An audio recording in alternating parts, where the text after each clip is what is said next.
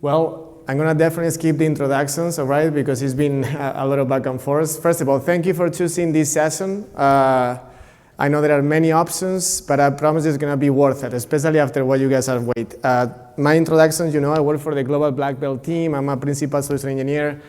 I build with the largest companies the most complex use cases. I lead actually healthcare and finance worldwide, and I'm also teach at Columbia University and Northwestern. What are we going to do today? Okay, it's going to be very practical, but I'm sure that many of you have yelled at a certain point to any chatbot when you guys call customer service, I want to talk to a human, right? I'm sorry, right? So how many of you have talked? There you go, all of us, right? I do it, especially in my generation that we know the tricks, right? An IVR system comes up and I just start yelling like, hey, I want to talk to a human. So we're going to solve that today, I promise you. So what we did, my team, we engaged in like incubators projects, meaning like all these top companies come to us with Microsoft and tell us like, hey, we want to build this, we want to build that. So we need to translate vision into actual execution, right? So we definitely trying to build the full end-to-end and not just cool demos, but they need to scale, right? Because if not, they will not actually like land into the industry. So we built this accelerator, by the way. Everything that I'm talking to you is open source because that's the motto of my team. I actually like incubating this into within Microsoft. Everything that we built, obviously there's no proprietary data, so don't look into the repo. But everything I'm going to show you today, you can go after that, go to the repo, and build it yourself. And that's the idea. So what did we build? It's quite a lot. So we don't have time to go through all the details. But I'm going to try to break it into a very simple manner. We're trying to build into one single stack 3 layers that right now I see many people in the industry trying to bring together from multiple vendors, multiple proprietary code, I mean, you name it, right? But in real time, when we talk real time, we talk live conversations, every millisecond matters on latency.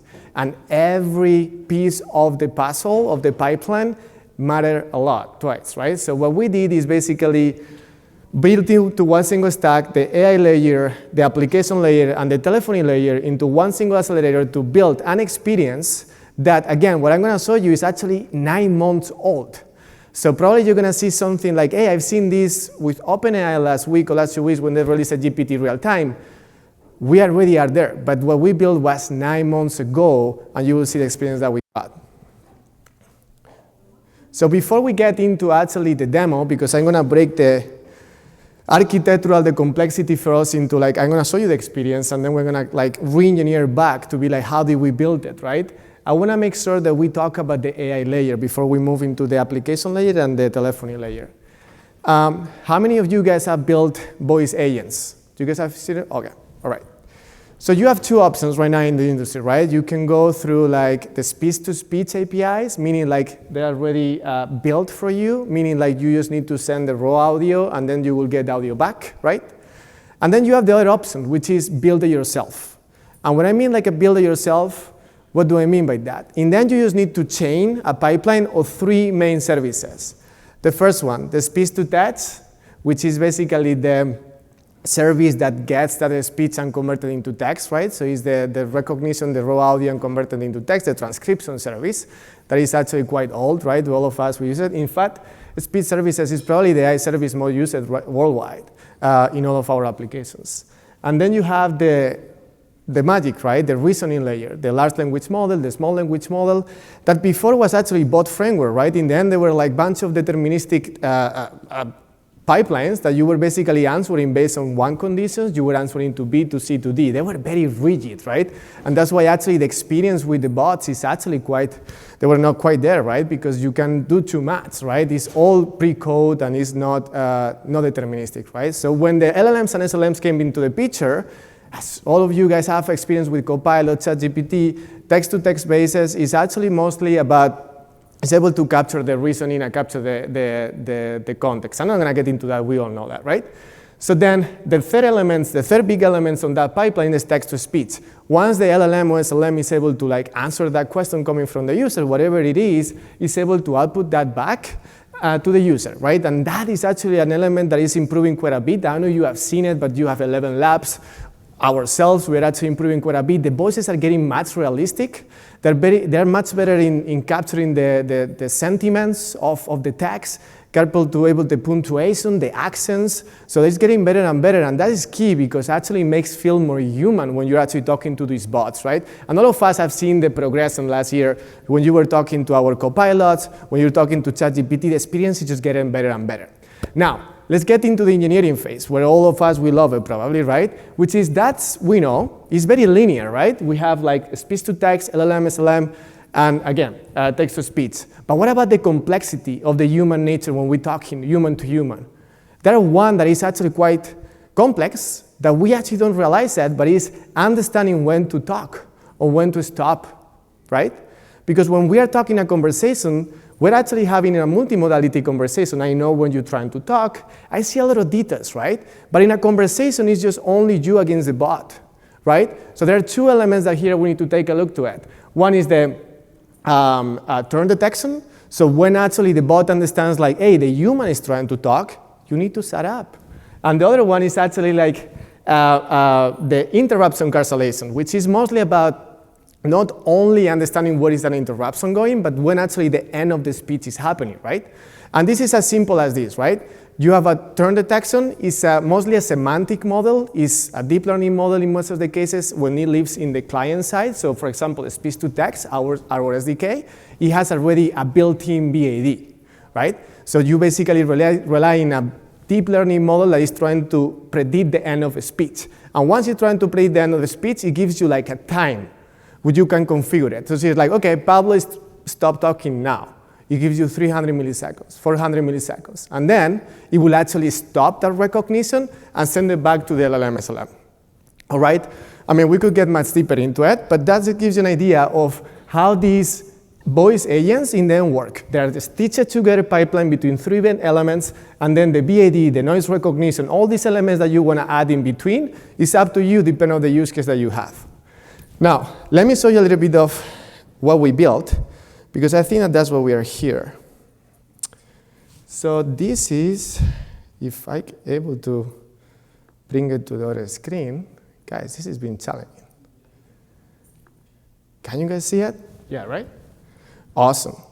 So just so you know, I'm actually looking at that screen, and I'm controlling with my devices. So I'm going to do my best, all right? But what I'm going to do is I'm going to actually make a phone call to my phone number.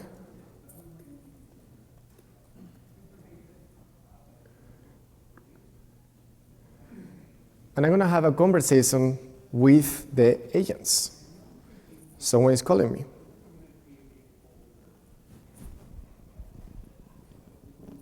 Hi there, from XYZ Insurance. This is Art Agent. What can I help you with? Hi there, I'm trying to fill a claim. I'm sorry to hear that. Has anyone been hurt or is there immediate danger? No, we are all good, but I'm just trying to fill the claim. Got it. I'll help you file this claim. Please share your full name and either your zip code or the last four of your SSN. Last four only for security. Oh, okay, but the problem is that I'm from Spain and I don't understand what you mean by social security number. Can you please talk to me in Spanish? Claro, puedo ayudarte en español. Para comenzar con tu reclamo, necesito tu nombre completo y tu código postal. Ok, vale, ya te entiendo. Mi nombre es Alice Brown, my zip code is 60601, and my SSN is 1234. Gracias, Alice Brown. ¿Me puedes confirmar tu código postal completo con los 5 dígitos? Yes, Gracias. my zip code is Código postal completo 601 y últimos 4 de tu SSN 12-3-4. Voy a verificar ahora. Gracias. Me parece que el código postal debería tener 5 dígitos. ¿Puedes confirmar los 5 números completos, por favor? Look, this is a live demo, and you're making mistakes right now because you're switching between Spanish and English. So, okay, my name is Alice Brown, my zip code is 60601, and my SSN is 1234. Can you get this right? Please.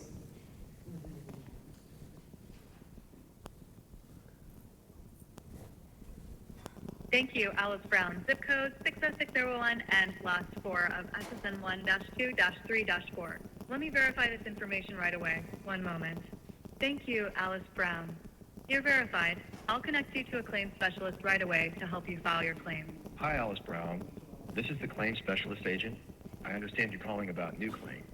How can I help you further? Look, before we actually, I'm going to fill the claim, I have some questions about my policy. Can you help me with that? Sure, Alice. I'll transfer you to a specialist who handles policy questions. One moment. You're now connected with our general insurance questions team for your policy details. They'll assist you further. Have a great day. Hi, Alice Brown. This is the General Specialist Agent. I understand you're calling about policy details. How can I help you further? Yes, so I bought a new car and something is wrong with my car, so before I actually fill the claim, I'm wondering if my policy has any reimbursement for rental reimbursement or something like that. Can you help me with that? Yes, Alice. Your policy includes rental reimbursement up to $40 per day. Does that cover what you needed? Yeah, thank you so much. So yes, I want to fill the claim. Can you help me with that? I'm ready with all the information. All good.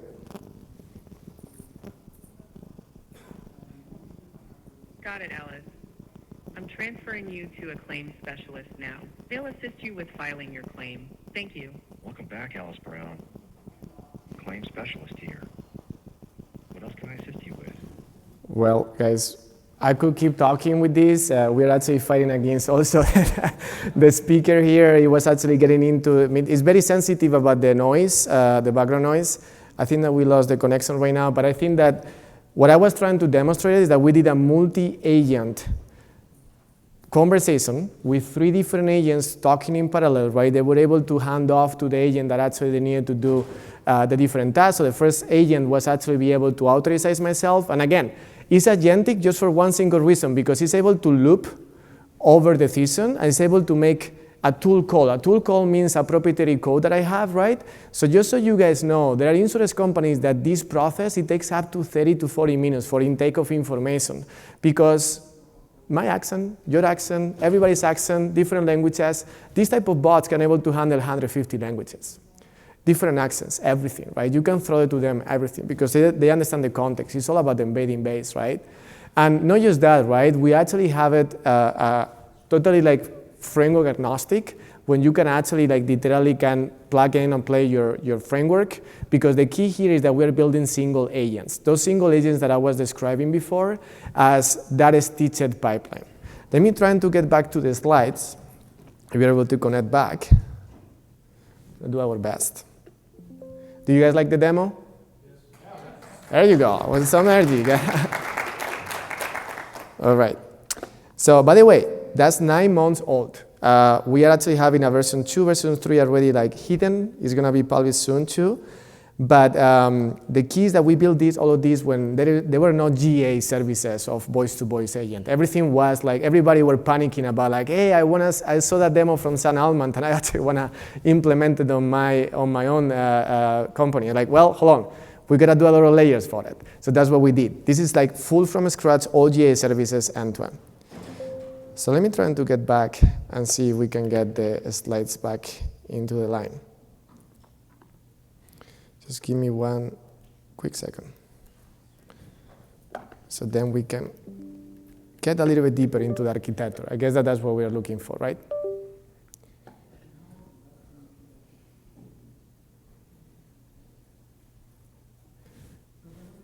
There you go.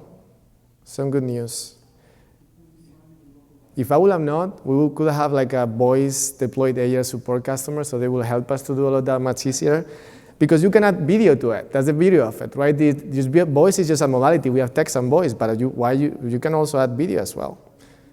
All right. So let's make sure you don't want to see me again. This is what we cover, right? So we covered the demo. I think that you guys saw all that work. There is a video of it that you can actually see how I fill the claim. He actually sent me an email. He connected to the next services, because in the end it's all like, again, is code-based approach, right? So you basically find your integration patterns. You could actually send that to your metadata stored in Cosmos DB, whatever you have it, and then you can grab that data and just take it from there, right? So you could automate the whole process. In this case, for intake of insurance claims, you could actually like automate the whole like process to a human, and the human already have all the summarized information, so you can drop the time from 60 to literally 5 minutes. Now, let's get a little bit deeper on what actually you guys like and I like, which is actually the engineering decision that we need to make this work, right? So on the AI layer, we talk about the different paths that you can follow, right? We talk about like the pre-built speech-to-speech APIs, right, that you already have available, or you can build it yourself. Then you need to decide about the flow and the control that you need to have in your use case, meaning like, are you working in healthcare? You might actually need to control most of the input and output that happen between all the services. Do you want to have your own security API that you have developed to detect fraud, right, before actually it gets back to the user? Because in the end, you are sending it audio back. Think about it. It's all live, right? What about if you release like proprietary information? Things that you don't want to do that, right? So what type of use case you want to have? Is just authorization authentication, low risk? All right, you can use like the already pre-built speech services. But do you want to like go a little bit deeper because you have like granular control? You can build it as we build it ourselves. Then the agent framework agnostic, right? We build that for be agnostic. What I mean by that, because I'm not interested about like what type of framework do you use? They're all open source. Everybody pick their one that they like, right? We build it our own, and actually we released it on Monday, the agent framework that is basically the, I would say, the marry between semantic and AutoGen.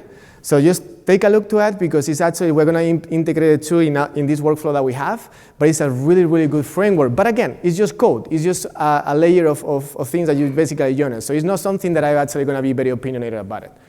And the fourth one, right, is the decision about, do you want to be distributed or monolithic in your application? What I mean by that, everybody talks about H2 agents, like externalize the toolings with MCP, right? Those are actually like architectural decisions that you need to make. Do you need to actually like have adding latency for every like call that you are making to external services, or you don't want to have everything, all these agents that we are building in a pro-code manner, living in a container? That's what I mean about monolithic, right? So it's all about trade-offs, and that's engineering, right? You basically make a decision about what it works for you. The thing here is that we don't want to like tell you what is the best. You need to define what is the best for your use case. All of the different elements are available to you. So that's the AI layer. I think that we talk a lot about that. Let's go about the application layer itself, right? Now you have all these single agents defined. In the demo, we saw three, right? We have the authorization layer, we have the Q&A agent, right? Or you want to call it basically the policy expert agent. And then in the third row, you actually have the intake agent. It's an agent that is capable to really ask me hard questions. You will see in the demo, you see it. It asks you for like the time that the problem happened, what exactly happened with your car, what type of car. It pulls data from your own systems. So it's an expert on intaking information, right? So totally different task. That's what we decouple, right? So you have all these single agents, in our case, living monolithically, but you could actually live in the cloud, right? Like we have in Azure Foundry. So then the orchestration framework that you pick needs to marry about what is the single agent strategy that you do have. Because if you also have a container that all the agents live within your framework, what you need to have? Again, what you need to have? Basically an orchestration framework that is able to scale horizontally, right? Because in the end, all what you need is duplicating of that container that you have all your code with that. But if you also have all these single agents distributed across different clouds, different protocols, then you actually need to set up a framework that is capable to handle that latency and that complexity that you are adding into your system, right? So again, the framework that you pick needs to marry the single agent architecture that you are decided. And then define your protocols. I know that this could be another conversation by itself. WebSocket, WebRTC. WebRTC follow the UDP protocol versus the TCP, and is much better for real-time, low latency type of conversations, for video, for example.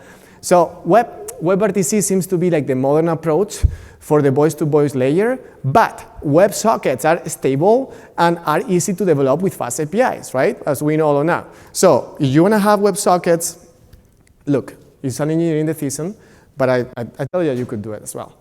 And then, of course, once you have the container, once you have the protocols in a strong way, right, you just need to scale horizontally. So AKS, ACS, any type of platform that you just develop those containers horizontally, and you're able to scale based on the load, it will be able to scale until the X amount of calls that you receive, right? So it's all about that. And then we move into the important part, the ACS layer. You guys see that I call my phone, right? You guys saw that, right? You will understand, like, how many of you guys are on the telephony industry? How many? There you go, 1.